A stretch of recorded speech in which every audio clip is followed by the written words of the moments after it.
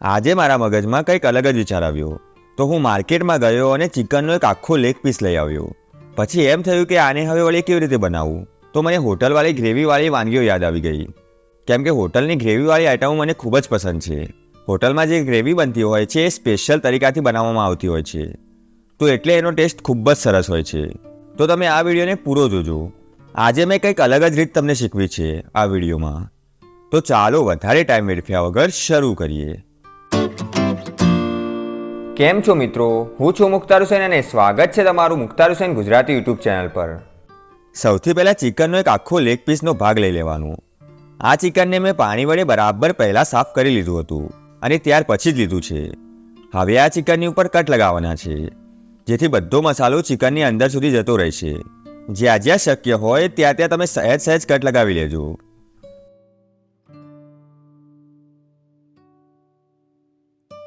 હવે આ chicken leg પીસને આપણે મેરિનેટ કરવાનો છે, તો તે માટે આની ઉપર અડધી ચમચી જેટલું મીઠું નાખી દેવાનું.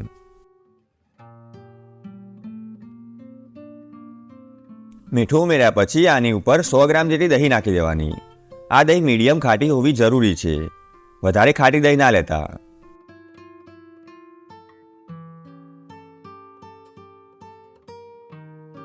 હવે આ દહીંને ચિકન સાથે બરાબર મેળવી દેવાની. ચિકન ઉપર લગાવેલા કટની અંદર આપણે દહીં ભરવાની છે, જેથી દહીંનો ટેસ્ટ ચિકનની અંદર સુધી જતો રહેશે. અને હા, ચિકનને પણ તમારે ચડતા વાર નહીં થાય, કેમ કે ચિકનની અંદર દહીંને લીધે ચિકન જલ્દી ચડી જશે. બધું બરાબર મિક્સ થઈ જાય ત્યાર પછી આની અંદર અડધી ચમચી જેટલી હળદર નાખી દેવાની. હવે આ ચિકનને અડધાથી પોણા કલાક માટે આપણે આમને આમ મેરિનેશનમાં મૂકી રાખવાનું છે, જેથી ચિકનની અંદર સુધી મસાલાઓ અને દહીંનો ટેસ્ટ જતો રહેશે.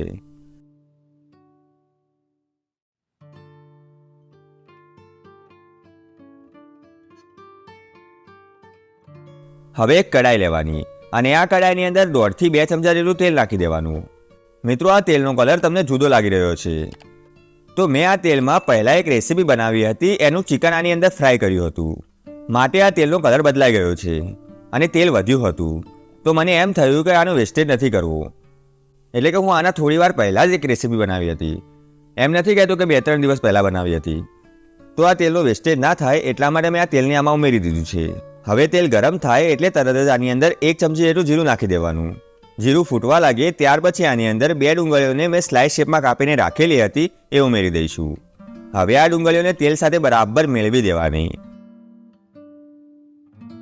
ડુંગળીઓને બરાબર મેળવ્યા પછી આ ડુંગળીઓને તમારે લાલ થવા સુધી ચડવવાની છે, એટલે કે ડુંગળીનો બિરિસ્તો બનવા સુધી આને તમારે ચડવવાની છે.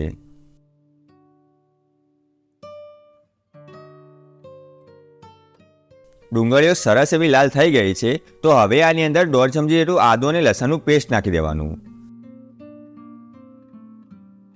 ત્યાર પછી 1 ચમચી જેટલું લીલા મરચાંનું પેસ્ટ ઉમેરી દેવાનું. હવે ગેસને મીડિયમ કરી લેવાનું અને આ બધાને બરાબર મેળવી દેવાનું અને ચડવા દેવાનું. મિત્રો, તમને એમ થતું હોય કે લીલા મરચાંનું વળી પેસ્ટ કેવી રીતે બનાવવું, તો તમારે શું કરવાનું કે મિક્સરનો જગ લેવાનું અને એની અંદર 4 થી 5 લીલા મરચાં નાખી દેવાના અને ત્યાર પછી એની અંદર થોડુંક પાણી નાખી દેવાનું અને આ બધા મરચાઓને બરાબર પીસી લેવાના. તો સરસ એવું પેસ્ટ તૈયાર થઈ જશે. આની અંદર કંઈ બીજું નાખવાની જરૂરત નથી. અને આદુ અને લસણનું પેસ્ટ તો તમને ખબર જ છે કે કેવી રીતે બને છે.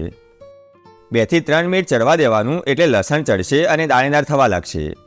જેવું જ લસણ દાણેદાર થઈને કથ્થાઈ રંગનું થવા લાગે એટલે આની અંદર આપણે ટામેટા ઉમેરી દેવાના. મિત્રો, મેં આ સરસ પાકેલા ટામેટાને 4 ભાગમાં કરીને લઈ લીધા હતા.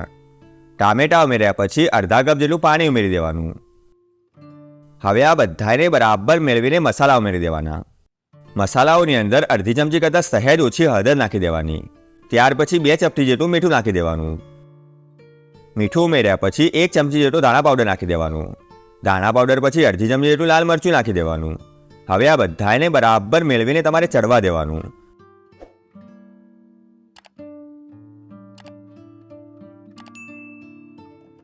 સાથે સાથે આનો સરસ એવો કલર આવે એના માટે આપણે આની અંદર અડધી ચમચી જેટલું કશ્મીરી લાલ મરચું નાખી દેવાનું.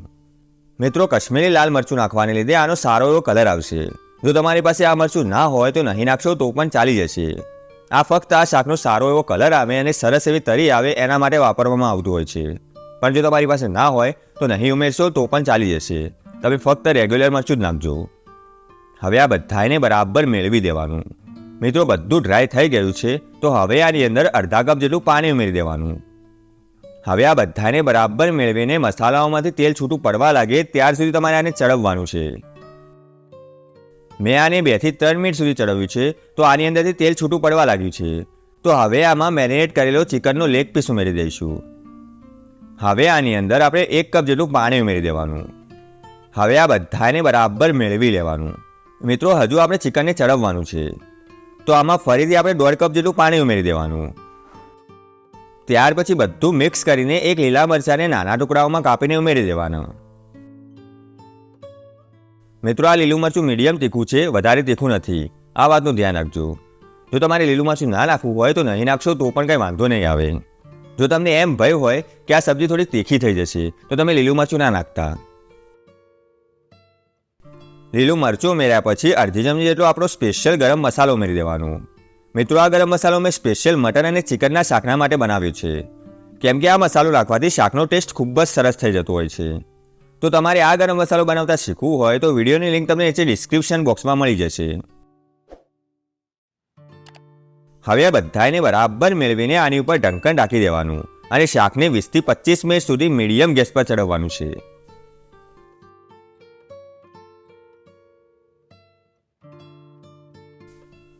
20 મિનિટ જેવું થઈ ગયું છે તો હવે આનું ઢક્કન ખોલીને ચેક કરીશું. તો મિત્રો જુઓ, પાણી સરસ એવું બળી ગયું છે અને તરી પણ સરસ એવી આવી છે. તો હવે ચિકનને આપણે ચેક કરીશું.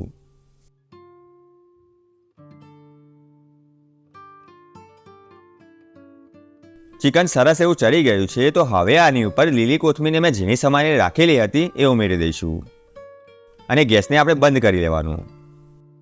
મિત્રો આ શાકની અંદર આપણી ગ્રેવી આટલી જાડી બનાવવી જરૂરી છે, કેમ કે મેં આ શાકને થોડુંક ડ્રાય બનાવવાની કોશિશ કરી છે, માટે ગ્રેવી જાડી હોવી જરૂરી છે. પણ જો તમને ગ્રેવી જાડી પસંદ ના હોય તો તમે પાણી નાખીને આને પતલી પણ કરી શકો છો. હવે આ ચિકન લેગ પીસ મસાલાને સર્વ કરીશું. તમે જોઈ શકો છો કે કેટલું સરસ ગ્રેવીવાળું શાક બન્યું છે.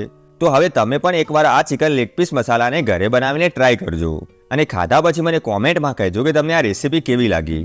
વિડીયો સારો લાગ્યો તો વિડીયોને લાઇક કરજો અને તમારા મિત્રો અને ફેમિલી મેમ્બર સાથે આ વિડીયોને શેર કરવાનું ના ભૂલતા. અને આવા જ વિડીયો દરરોજ જોવા માટે આજે જ આપણી આ ગુજરાતી યુટ્યુબ ચેનલને સબસ્ક્રાઇબ કરી લેજો. ચાલો મિત્રો, ફરી મળીશું આવી જ મજાની વાનગી સાથે.